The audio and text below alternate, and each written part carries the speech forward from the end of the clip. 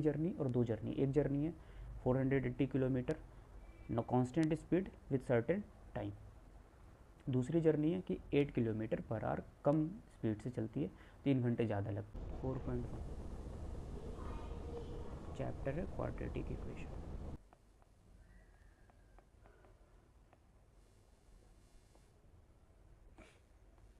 कह रहा है कि एक ट्रेन जो है वो डिस्टेंस 480 किलोमीटर ट्रैवल करता है। अ train travels a distance of 480 kilometre with uniform speed. कह रहा है if the speed had been 8 kilometre per our less, अगर उसकी स्पीड 8 किलोमीटर पर घंटे कम होती है तो उसी जर्नी को कंप्लीट करने में उसे 3 घंटे ज़्यादा टाइम लग जाते हैं। Distance 418 is given. Now speed मान लेते हैं, let the speed be x kilometre per hour. We already know speed equal to distance upon time, तो time equal to distance upon में speed. We will use this formula, remember for the upcoming uses. Now according to the question क्या कह रहा है कि अगर इसकी speed 8 kilometre per hour कम कर दी जाती है तो न्यू स्पीड कर लेते हैं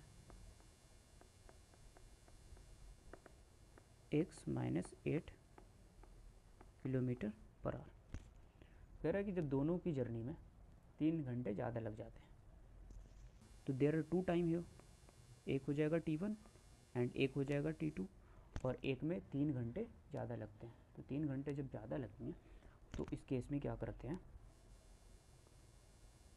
we take t2 equal to t1 plus में 3।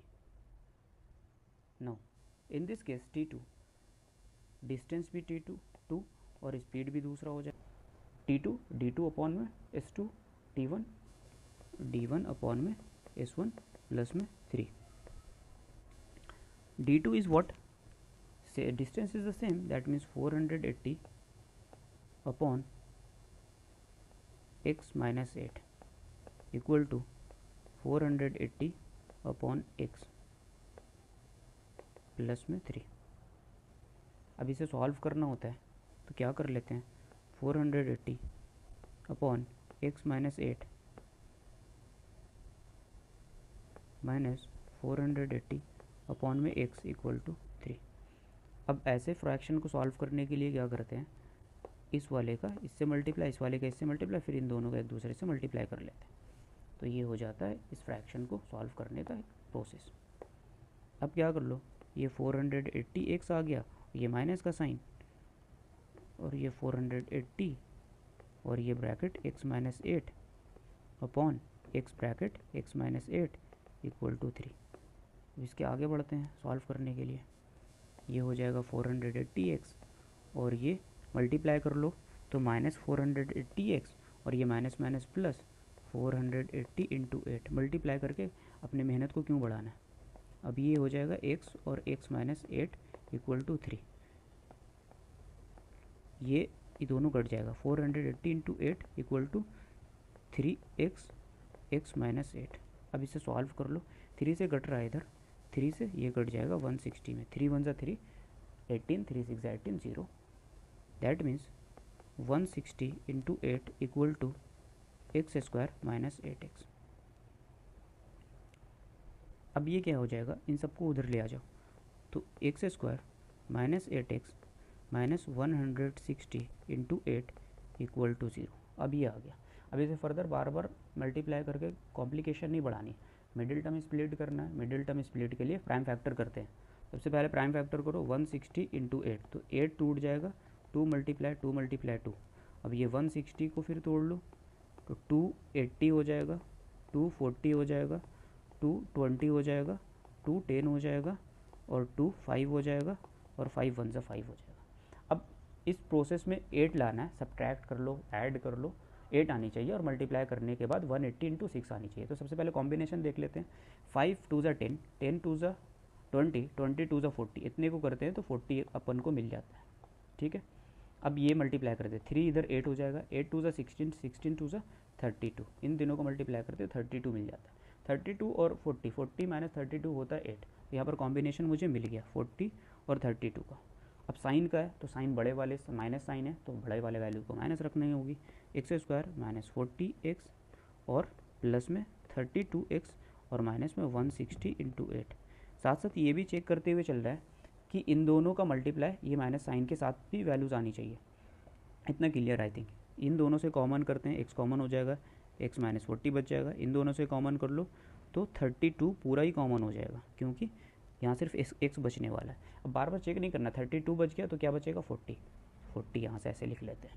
ये 32 बाहर आ गया तो बच गया 40, ठीक, यहाँ 40 बच गया। अब इसके बाद आगे का जो प्रोसेस होगा वो वन मोर प्रोसेस है। x के बाद बच जाएगा x माइनस 40 ये ब्रैकेट में आ जाएगा, उसके बाद x प्लस 32 इधर आ जाएगा ना। थोड़ा सा और आगे बढ़ते हैं तो इसके बाद का जो प्रोसेस होगा वो हो जाएगा, इधर कर लेते हैं, सिंपल है। x माइनस 40 ये ज़ीरो आ जाएगा तो x इक्वल टू 40 हो जाएगा। अगली बार x माइनस प्लस में 32 इक्वल टू 0 आ जाएगा तो x की वैल्यू माइनस 32 आ जाएगी। अब स्पीड क्या नेगेटिव हो सकता है? नहीं हो सकता। स्पीड हमेशा क्या होगा? पॉजिटिव ही होगा। देयरफॉर जो स्पीड होगी ट्रेन की वो 40 किलोमीटर पर आवर होगी। Is it clear properly? Now once again understand. कह रहा है टोटल जर्नी 480 किलोमीटर की है। जिस स्पीड से ट्रेन चलती है, अगर उस स्पीड से 8 किलोमीटर आवर देर से चलती तो बंदे को पहुंचने में 3 घंटे का ज़्यादा टाइम लग जाता। तो पहली जर्नी और दो जर्नी, एक जर्नी है 480 किलोमीटर न constant speed with certain time, दूसरी जर्नी है कि 8 किलोमीटर पर आवर कम स्पीड से चलती है, 3 घंटे ज़्यादा लगते हैं। We don't have the time that in the earlier cases ही और शी हैज़ अराइव्ड और द स्पीड पर्टिकुलरली। तो we will take here the speed is x, that is speed is x kilometer. Now we already know the speed distance formula, speed equal to distance upon time, time equal to distance upon speed. New speed क्या हो जाएगा after changing time? 8 minus x minus 8 kilometre per our. t2 and t1 there are two time because दो journey, दो time दो speed. distance is the same, you can use d2 d1 or d1 d1 or dd also. Why we are comparing here t1 t2? Because the journey is being compared with the time, not with the distance and the speed. तो d2 equal to t1 plus 3। दो जो दूसरे वाले journey होती है, पहले वाली journey से 3 घंटे उसमें ज़्यादा लगती है। दूसरे वाले पहले वाले में जितनी जर्नी टाइमिंग लगा था, दूसरे वाले जर्नी को कवर करने में पहले वाले से भी 3 घंटा ज़्यादा लग जाता है, क्योंकि स्पीड कम हो गई। ये इन्वर्स प्रोपोर्शनल है। एक की स्पीड अगर कमेंगे तो टाइम ज़्यादा लग जाएगा, अगर स्पीड बढ़ा देते हैं तो टाइम कम लग जाता है। तो t2 equal to t1 plus 3। Now t2 is d2 upon s2, t1 is d1 upon में s1, that is 3। Now d2 distance is the same, 480 upon x minus 8, 480 upon x plus 3। Now इसके बाद calculation आगे आ जाती है। Calculation आने के बाद यहाँ तक मिडिल टर्म स्प्लिट तक पहुँच जाते हैं। मिडिल टर्म स्प्लिट को जब फैक्टर करते हैं तो दो वैल्यूज़ मिल जाता है, 40 और 32। एक को 40 लेते हैं, एक को 32 लेते हैं, दोनों का साइन अपोजिट रखते हैं क्योंकि सब्ट्रैक्ट करनी होती है। बड़े वाले साइन साइन को बताता है, साइन माइनस था तो बड़े वाले वैल्यू का साइन माइनस तक ने रख लिया है। इस 160 और 8 को मल्टीप्लाई नहीं किया क्योंकि ये हमारे मेहनत को बढ़ा देता है, प्रोसेस को लेंदी कर देता है। मुझे मल्टीप्लाई करना पड़ेगा, फिर लिखना पड़ेगा, इट इज़ फिर अगेन फैक्टराइज जब करते हैं तो वहाँ पर मुश्किल आएगी। तो इसलिए it is better to keep as it is. अब ये x माइनस 40 हो गया प्लस 30, x माइनस 40 हो गया, x माइनस 40 और x plus 32। x minus 40 is 0, x equal to 40, x plus 32 equal to 0, that means x is minus 32। This speed can never be negative, so we eliminate this value. 40 is the right answer. Speed of the train is 40 kilometer per hour. इसका मतलब दूसरे journey में वो 32 kilometre per our की speed से चला है, इसलिए पहले जर्नी के मुकाबले में उसे ज़्यादा टाइम लगा है, 3 घंटे। I think it is clear to everybody. Please like the session.